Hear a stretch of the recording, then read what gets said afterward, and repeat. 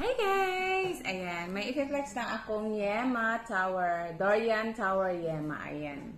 Ayan po guys kasi nagpunta ang asawa ko sa Davao at of course, alam niyo na kung anong Davao. City of Dorian po yan sila. Ang daming dorian and of course basta maraming mga fruits doon. Pineapple, banana, dorian. Yan po yung sa kanila. Sikat sa Davao. And of course, pag dorian, maraming mga candy, yema. Actually guys, kinainan na to ng mga anak ko. Kaso, hindi nila kaya yung amoy. Hindi nila paborito kasi yung dorian. Ako lang malakas na. At ayan, binilhan ako ng asawa ko ng dalawang ganito. Dalawang box ng ganito.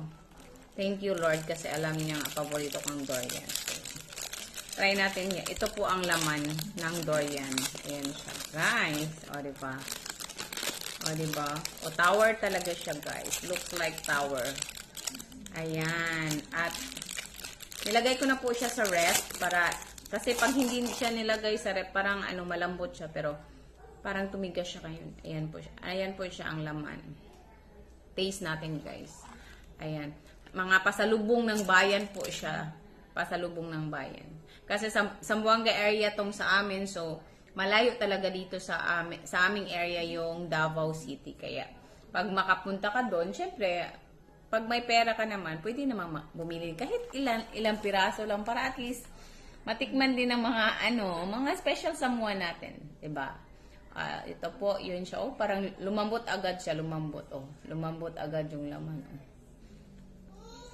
Ayan siya. So, tikman natin siya. Hindi ko pa natikman, pero yung mga anak ko natikman na niya. Pero hindi nila inubos yung isang ganito kasi siguro sa amoy. Ayaw nila sa amoy.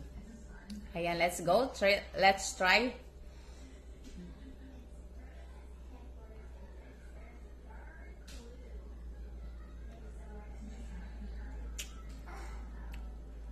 Sobrang tamis.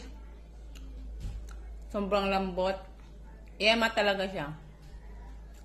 Yung yema ba na parang sugar lang siya na nagme-melt.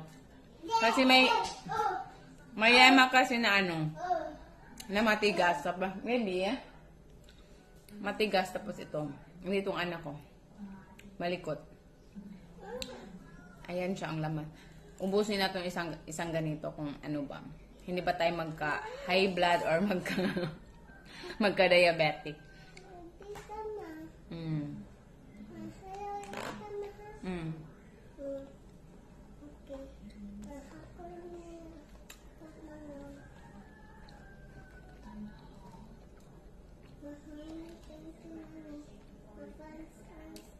Masarap talaga siya, guys. Kung paminsan mo lang kainin, pero pag siguro parati na mauumay ka rin kasi sobrang tamis niya.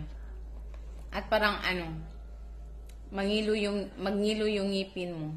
So, sobrang tamis niya at sa texture na parang sugar siya.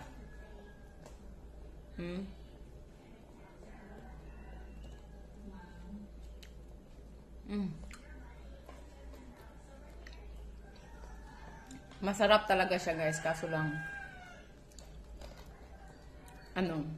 kailangan hindi ka kakain ng marami nito pa. Kasi parang, sobrang tamis at saka,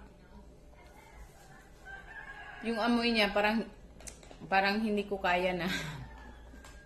Mas masarap pa rin yung, yung fresh na fruit na durian. Prutas na durian.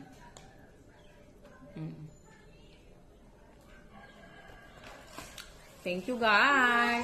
Ito po siya ang